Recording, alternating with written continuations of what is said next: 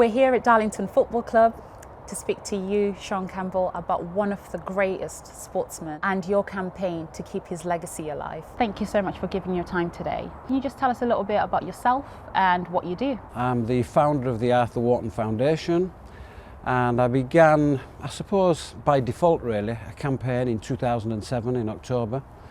Since that time, right up until this interview today, I've sought to make sure that we pay fitting tribute to Arthur, certainly in context of Black History Month, but in context of Black history. You know, until Black history matters, Black lives will never matter. Once we thread it through the education system and Black history is on par with other histories, we'll see meaningful change, but that's a generation away. So the work has to start now, so that's why I'm still on this, this mission through Arthur's story to inspire, motivate and basically put right the wrongs of history. Arthur Wharton was born in Jamestown, Accra, 1865, the mother of a Fante princess and a Scottish missionary father. And he would journey to the United Kingdom to further his Methodist preachings, right? A guy called Manny Hebron of Darlington Cricket and Football Club saw that this young man, this young African man, had a turn of speed and he seemed quite sporty. Arthur then went on to play for Darlington Football Club, to run for Darlington Football Club, to play cricket for Darlington and other teams by the way, and rugby for Darlington, etc.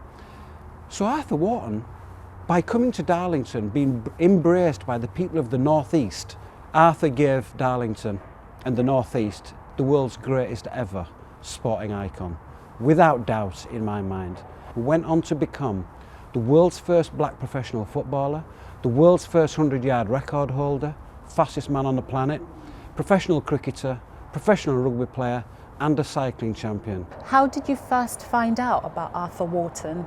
Had you heard about his stories before? Or? I first heard about him in 2007 when I was giving a talk for Black History Month at Middlesbrough Town Hall.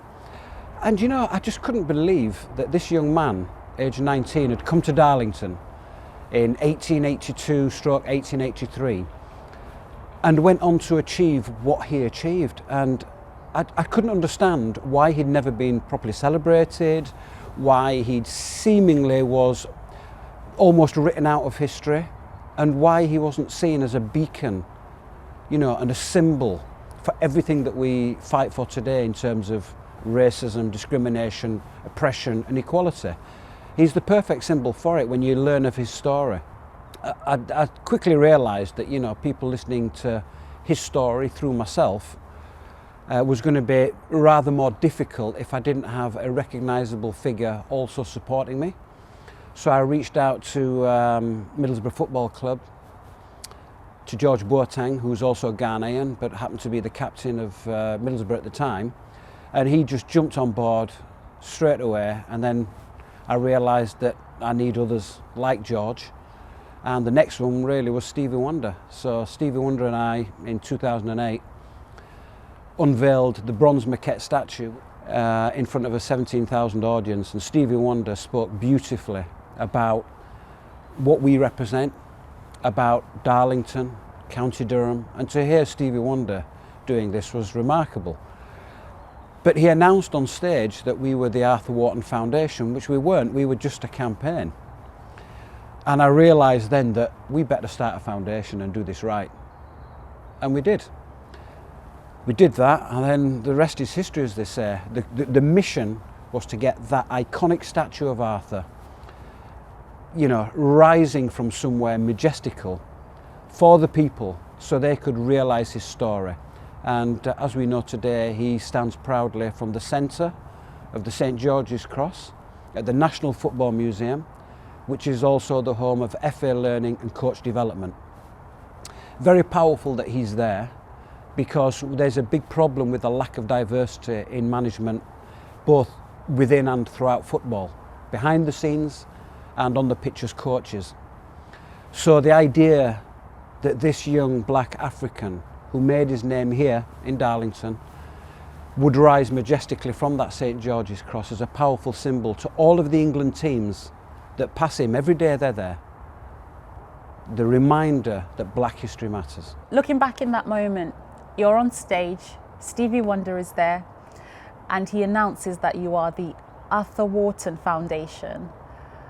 How did that feel? Did you realise how impactful the legacy was going to be? And in that moment, did you feel like the eyes of the world were watching? The statue, ultimately, was always ever going to be the beginning. It's about the legacy. You can't just end with, oh, we've got a statue up. What does a statue represent? What does it mean? What's the purpose of it? The purpose of it is to inform history. Anybody who comes across it, the history of the black presence in football today. Without Arthur Wharton, there is no Rio Ferdinand, Pelé, Raheem Sterling, Marcus Rashford, etc. History would have been different. So what he represents is the very beginning of the black presence in football in 1883 when he came to Darlington and the people of Darlington took him under their wing. Arthur was a bit of a trailblazer, really. You know, looking back at his legacy and how relevant it is today. He was the trailblazer, not just a trailblazer.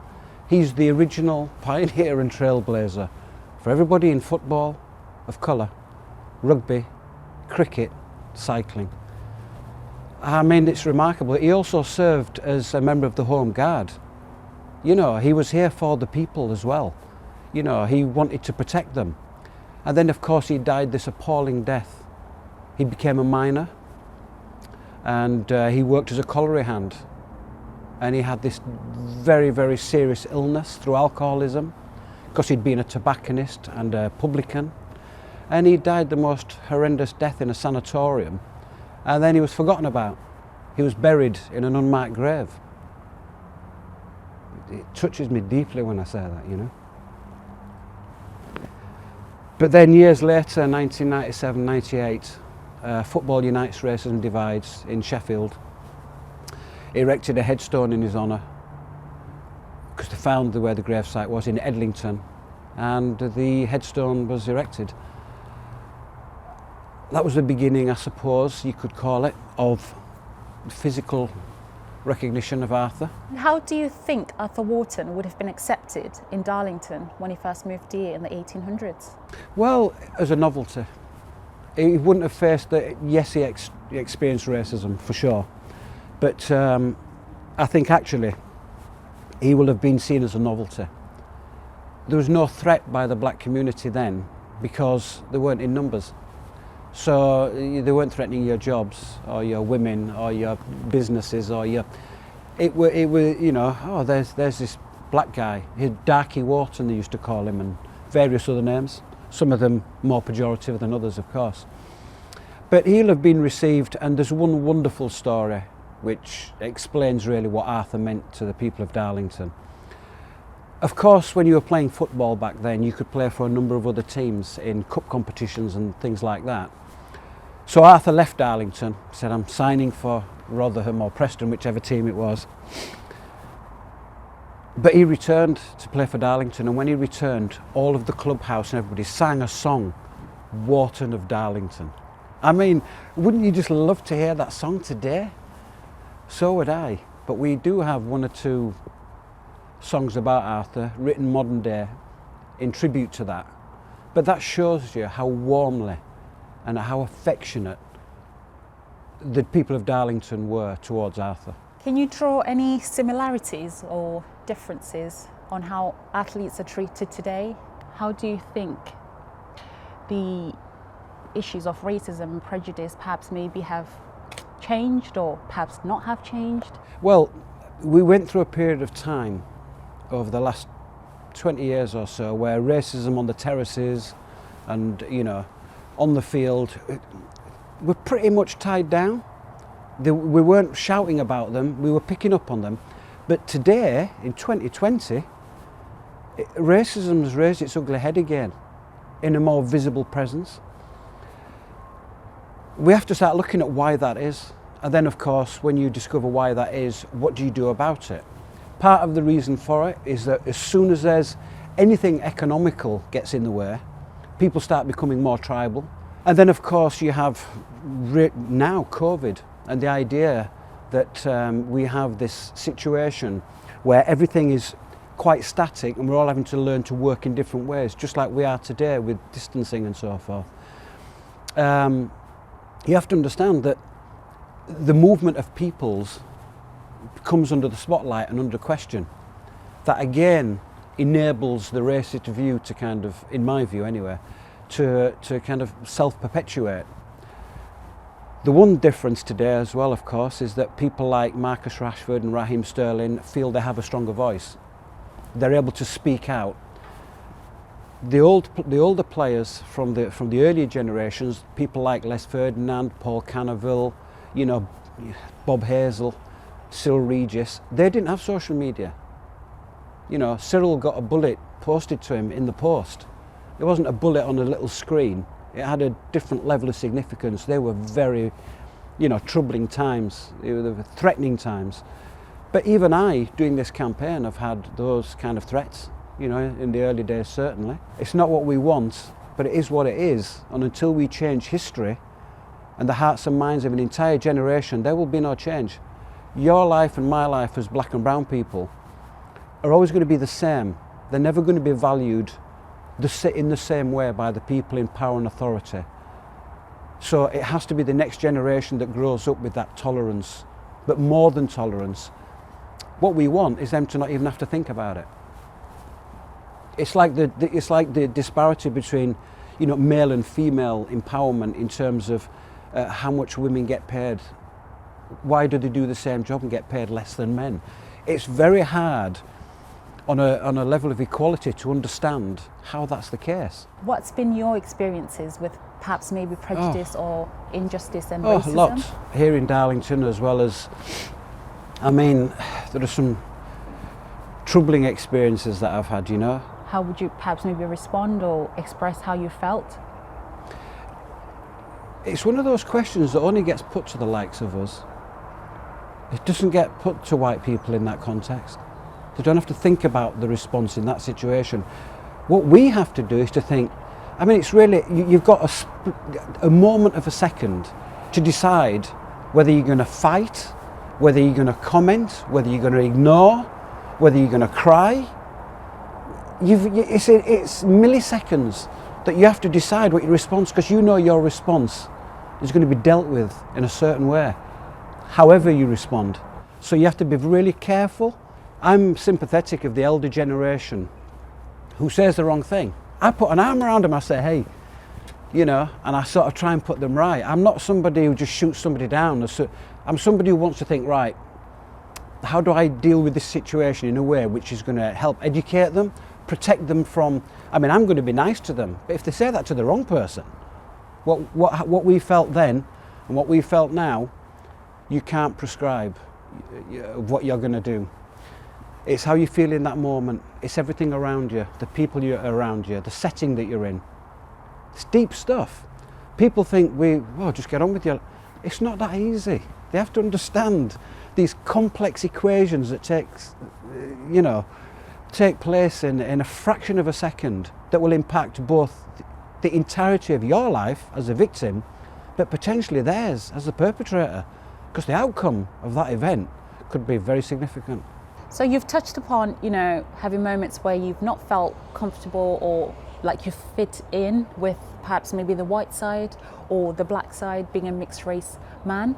Could you maybe pinpoint how long it's taken you to feel comfortable in your own skin? What an amazing question that is. I mean, it's an amazing question because it has particular poignancy for me at this moment in time. The idea that when my mother was ticking a box about her identity, she would tick white, and my father would tick black. As a young boy growing up, one of 4 boys with only 3 years, 10 months between all 4 of us, we had to tick other, you know? So already you're on a kind of on the back foot thinking other. It starts to offend you. You start to think, other? What does this mean? Because when you wake up to your identity, I mean, I was probably in my mid-30s when I truly woke up to mine, and that was at Durham. And you start to understand that you're a born negotiator. For some reason, there's a lot of people who are dual heritage, mixed race. There are still different names for us, you know. Growing up, you are a negotiator because you've always got this kind of conflict or this negotiation to do with your white roots and your black roots. And do they get on? And if they don't, why not? You know,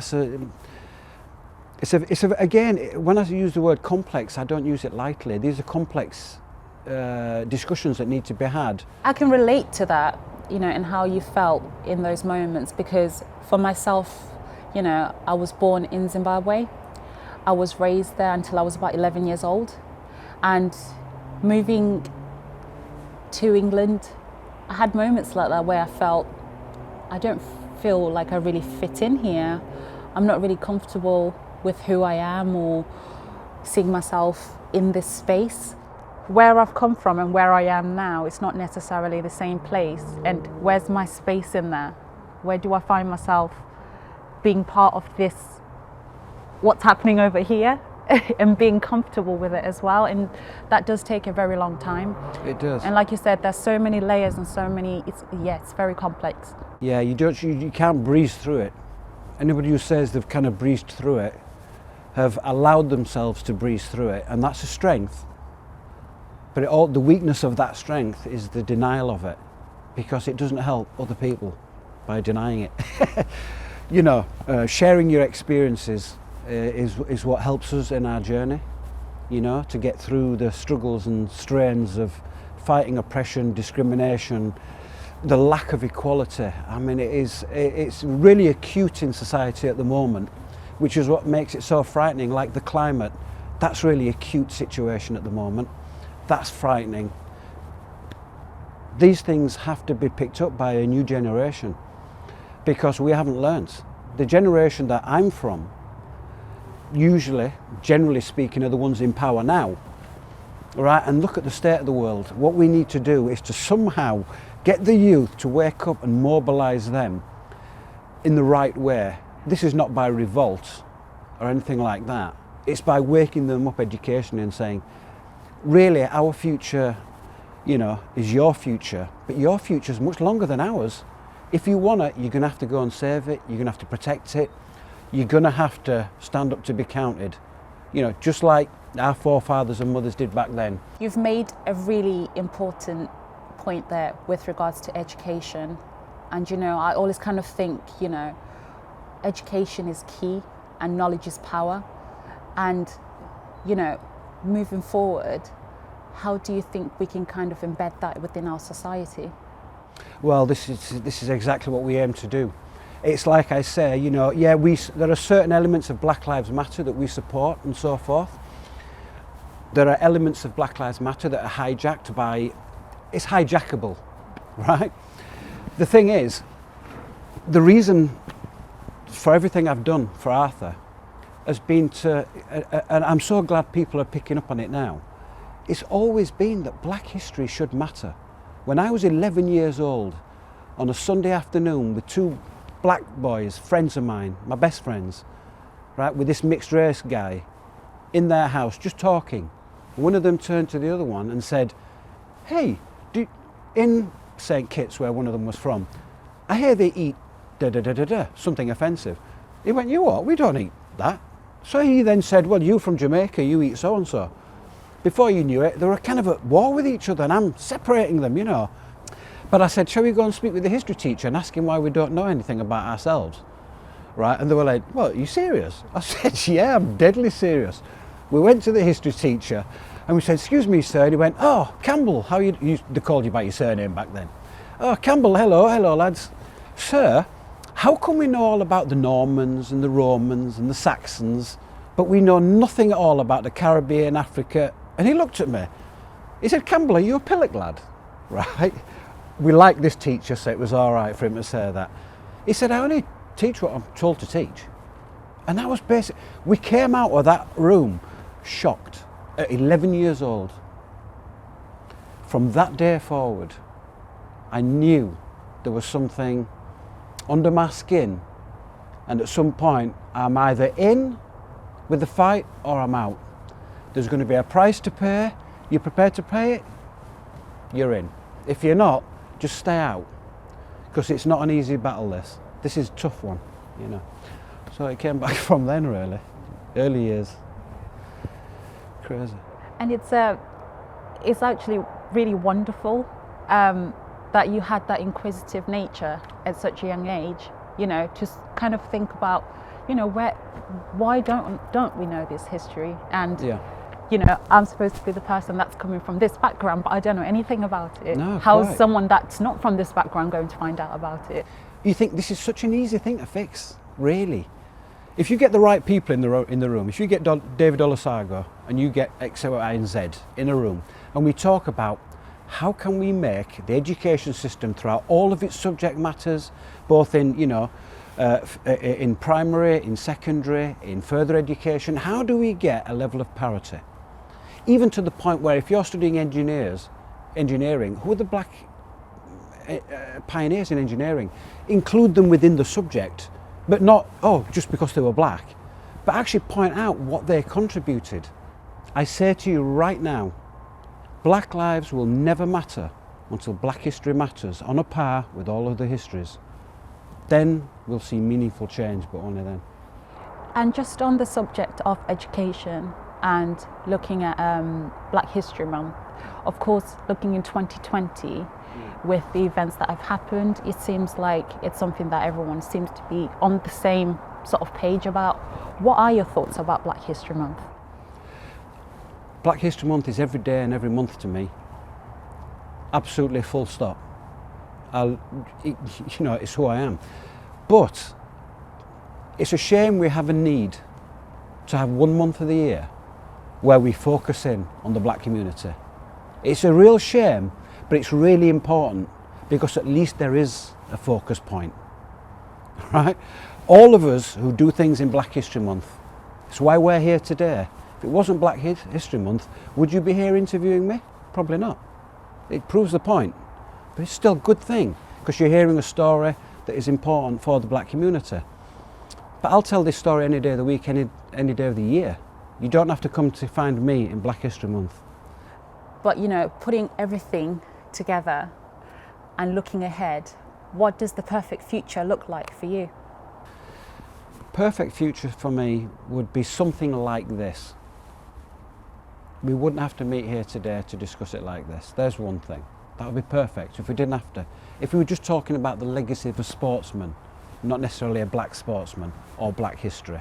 But I want it to hit me. I want the future to hit me through some event, through some happening like 100% thread of black history throughout the education system on equal terms with everything else. That future will just make everything so much better, not just in terms of racism, but the transferable elements of acknowledging, you know, how this can impact on other things will just be phenomenal because you'll have more cooperation, more negotiation. There'll be almost no need to understand somebody else's history because we know it, because we're taught it. Beautiful, that would. Hard question to answer, that one. Shaun Campbell, thank you so much for speaking to us today. It's been a pleasure, it's been an honour. Thank you so much. Thank you very much indeed.